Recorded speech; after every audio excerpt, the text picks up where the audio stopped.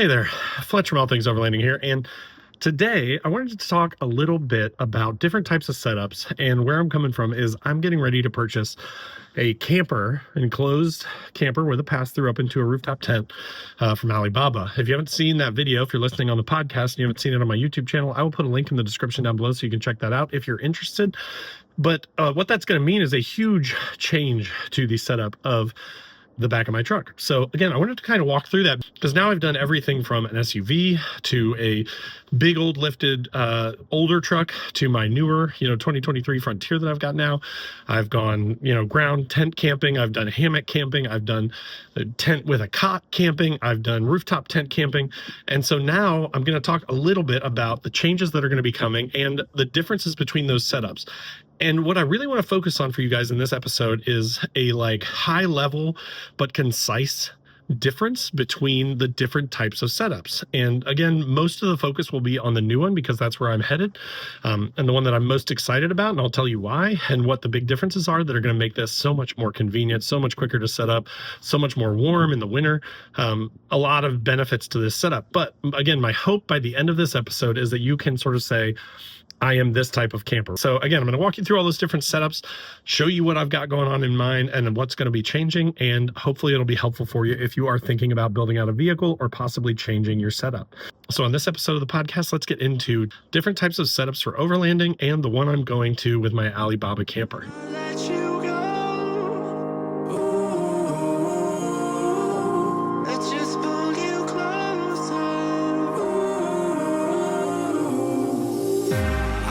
Understand where it came from, but you got it, I got it. It began in the land of the sandstorm. I fought it, though I wanted everything to do with what you gave to me.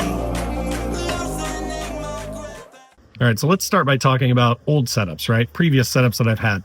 And again, I'm going to try and keep it really concise, just a minute or two a piece on each of these old setups. And then I'm going to really dive deep into the changes that are going to be coming with the Alibaba camper, because again, over the years, this is where I finally evolved. Now I've gotten older, right? It's been 6, 7, 8 years since I started doing this thing. So I'm mid 40s now.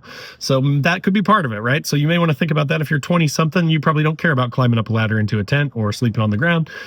So that could be a consideration too. But again, I'm going to start with where I started, which was I had an 05 Xterra. Sometimes I would sleep inside of it. So that is an option too that I hadn't really mentioned in the intro. But, sleeping inside of, say, a 6-foot long bed on a truck, sleeping inside of an SUV, that is an option, building everything into that. Really cool option.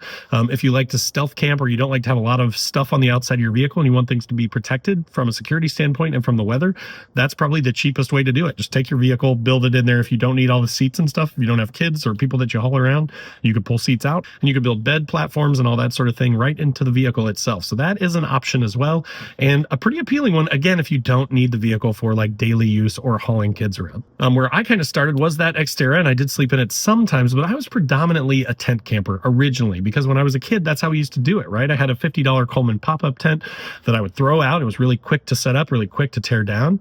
And then I'd throw an air mattress, one of those cheapy inflatable $30, $40 ones on the ground. And I would just flop my sleeping bag on top of it and a pillow and I'd go to sleep. And I slept like crap and it wasn't great. And I didn't do that for very long. But so then the gear started to kind of explode a little bit, right? It was fun to buy gear. It was fun to find new stuff. I ended up going to a Coleman cot because it was very reasonably priced.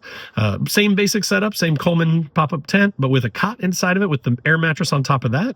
And then the sleeping bag on top of that. Much more comfortable. I actually started sleeping through the night and enjoying my time camping, but it meant more stuff to pack up, more stuff to take up room in the vehicle, more stuff to unpack when I got home, because that was, my vehicle. I do have kids and I had to haul them around. So the pros were, it was more comfortable than sleeping on the ground. The cons were more stuff, more bedding, more the cot, the tent, the air mattress. Just there's a lot of stuff that comes with that. So then from there, I kind of almost went into ultralight backpacking thought, where I was I just want to reduce as much as possible. I want as little stuff as I can to just reduce the space that it takes up in my vehicle, reduce the complexity of setup. And so then I kind of went to hammock camping, right? Which is very similar. It's still kind of the same idea. I did the all-in-one Nightcat hammock that has like a rainfly on it and a bug net built into it. Very comfortable hammock, pretty inexpensive for everything. No need for a tent, no need for a cot, no need for an air mattress, really. If you're doing it in the winter, though, it can be pretty cold. So the negatives are, very cold in winter. Now, you can get an underquilt and a good sleeping bag, and you can definitely make it work. And I've seen people camp in negative temps before in hammocks, and it is possible. But it is colder, right? So, and there is setup. You do have to have some trees or something that is the right distance apart to make the hammock work. So if you're in a spot, say out west, and there's just no trees around or anything like that, then it may be trickier to make hammock camping work. But from a size standpoint, that hammock folded down really small into like a small chair size bag, and that's all I needed. It was kind of all in one. That plus a sleeping bag plus a pillow, and I'm good to go. So I liked the size decrease when I went to hammock camping, for sure. That was a nice thing. But so yeah, the hammock camping way was a good way, and I did it for quite a few years. I did it for probably 2 or 3 years where I was mostly a hammock camper. Now, of course, eventually, the overlanding craze kind of took over, and I'd seen all these rooftop tents. This was about the time, probably 4 or 5 years ago, when you could start to get them on Amazon. And I found one called the Raptor Series tent. It was right at about $1,000, which was a lot of money at the time for sure, but definitely not the $3,000, $4,000, $5,000 that I was seeing from the name brand tents.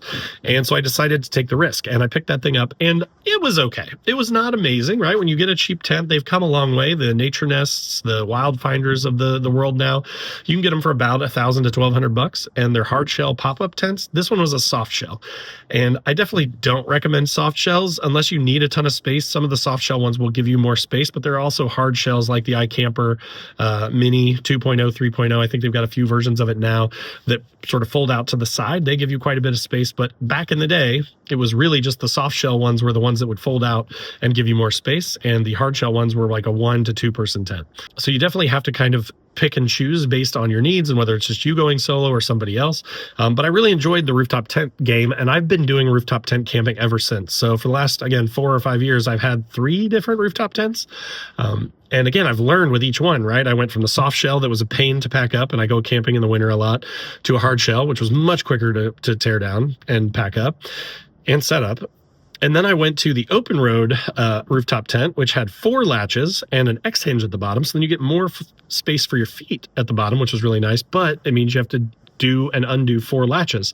So it meant more work on the front end to get the thing set up, and more work on the teardown side. So I was like, you know what, this is nice, but it's not quite what I want. It's a pain to reach the front latches over my cab rack. And so I decided to switch from that tent to my current tent, which is the Top Oak Stellar. This is my favorite rooftop tent so far. 2 latches, so really easy to set up. A U-bar, so it gives you a ton of space. I mean, you can literally sit up in this thing, almost put a chair in it. It's so tall, and there's so much space. And it's much wider. It's about 6 inches wider than my old open road tent, and it's 40 pounds lighter. So, weight is a concern.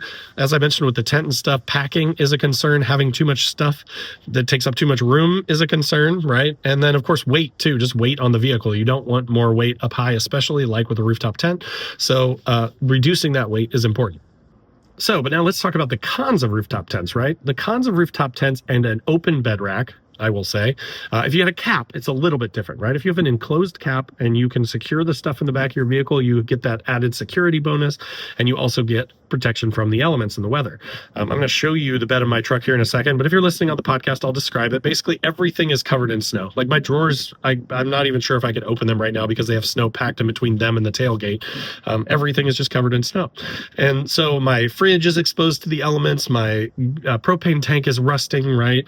If you have a rooftop tent, then the only way into it is externally, right? So if you even if you have an enclosed cap or if you have an open bed rack, for all these rooftop tents, default, you have to get in from one of the sides or the back of it from a ladder. So perfect example, a couple of weeks ago, I went camping, and while I was there, I had to go to the bathroom in the middle of the night. And guess what? It's 0 degrees outside, and my tent is heated by a diesel heater, which was fantastic. But as soon as I had to go outside, I had to get all dressed up again, go down, be super uncomfortable, and then go back up into the warm tent. So just not ideal, right? Not to mention privacy and stuff like that. Then you've got to set up a separate bathroom tent. You've got to do all these extra steps to be ready, versus if you have an enclosed cap, which again, I'm going to go into here next, then you've got this interior space that you can utilize for all kinds of things. All right, so now I've turned the camera around. Again, if you're on the podcast, I'm going to describe everything I'm talking about here. But if you're watching on YouTube, added bonus that you get to see exactly what I'm talking about. So we've gotten, 1.5 feet, 2 feet of snow here in the Midwest recently. And I just opened my tailgate, and my drawers are completely covered by about 1 inch of ice and snow.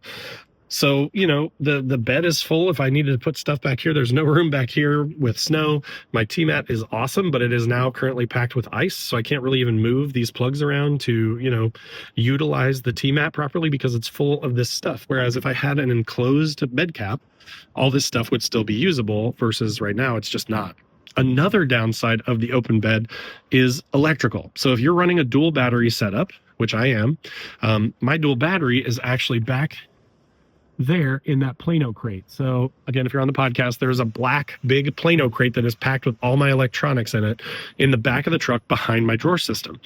And what that means is it's inaccessible, right? So like if I had a failure or something, or if I wanted to add a new set of lights, or I wanted to change out my fridge, or I wanted to add something else to my electrical setup right now, the way that I have to do that is I have to pull my fridge out, I have to pull the slide out, I have to pull the entire drawer system out. All the stuff that's in the drawers has to come out. I have to undo 2 through bolts that go through drain holes in the bed of the truck to pull the drawer system. And I pull all this stuff out of here just to be able to access the battery. So I actually had this happen a year ago. My 200 amp hour battery that I was using failed in the middle of the winter. So it's freezing cold. I'm tearing down the whole back of the truck because I had a trip coming up and I needed to get my dual battery back up so that I could run a fridge, so that I could run a diesel heater, that kind of thing. And I'm out here crawling around on my hands and knees in the back of the truck in the ice and snow, pulling all this heavy stuff out, trying to get to this thing. And it was a nightmare. So with the new camper, that's going to solve that. And again, I'm going to dive into that in more detail here in a second.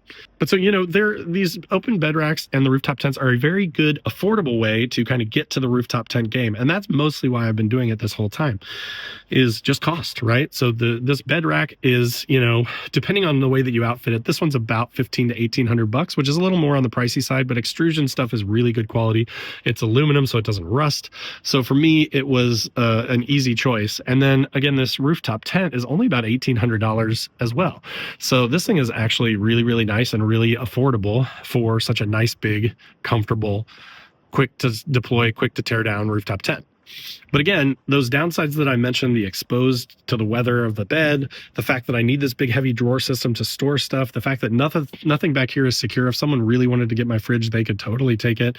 Same with my propane tank, same with, technically if they got into my drawers, the way I built them, they're enclosed in here. So once I lock my tailgate, they can't get in. But if I forgot to lock it or something, all my gear could be gone.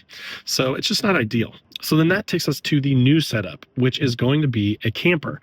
Now, this thing is an enclosed bed cap, kind of like an RSI Smart Cap is essentially what it looks like. It'll have gull-wing doors on both sides that will be attached by gas struts, so they can pop up, and it makes it really easy to access stuff. Now, I will have a pop-out kitchen on one side, and the reason for that is that it frees up my tailgate to get in and out of the camper, which I love. And it gives me a dedicated cooking spot, so I just know where all my cooking gear is. It's separate from the rest of my gear. It's got its own place. I like everything having its own place where it can go and be dedicated, so I don't have to worry about finding stuff. The benefits are dedicated storage, ease of use. I'll put it underneath my awning so that it will be protected from the elements and I can cook no matter what the weather is. So then the other thing of this enclosed camper is quickness of deployment, right? So this thing is going to be a straight up and down camper. It will go up and down on the truck. You basically will climb up in the bed of the truck, and then I'll stand up, undo a couple latches, and push it up. And it's a hard-walled camper too. So as far as wind goes, it'll be much better. As far as weather goes, it'll be much better. I don't have to worry about canvas or fabric getting mold or anything like that when I've got condensation happening in there in the summer, things like that. It has hard windows. So again, protection from the elements is going to be really nice. But again, the fact that it has a pass-through that goes from the back of the truck up into the tent, that is going to be the huge game changer for sure. So then, as I mentioned earlier, the big pro of this camper is going to be no longer will I have to mess with a ladder at all. I won't use a ladder ever again. I'm just going to get up into the back of the truck, climb up through the pass-through into the tent, and be ready to go to sleep. The other benefit of that is, again, that story that I mentioned where, you had to get down in the cold to go to the bathroom and stuff. You're constantly exposed to the elements. You've got privacy concerns and things like that. With the camper, again, I can close that thing up. I could set a toilet up in the back of the truck down in the bottom. And then if I had had to go to the bathroom in the middle of the night, I could have the whole area just diesel heated because my diesel heater is always too hot. So heating a little bit bigger space isn't going to be a problem at all. But I'll have a heated place with total privacy where I could go to the bathroom. If I had my wife with me, she has privacy. You know, you can stand up in the camper. I think it gives you almost 7 feet of space from the bed of the truck to the top of the camper when it's open. So you'll be able to stand up in there, change clothes, that sort of thing. It's just going to be a total game changer. And then when it folds down, of course, everything's enclosed. It's completely secure. Everything's lockable, which I love. So I'm sure that there will be some cons that come up as I go with it. And there will definitely be more content coming on that. So again, if you just listen on the podcast and you're not subscribed on YouTube, definitely click through that link down below and go over and subscribe on YouTube, because there's going to be a lot of follow-up videos coming on the camper.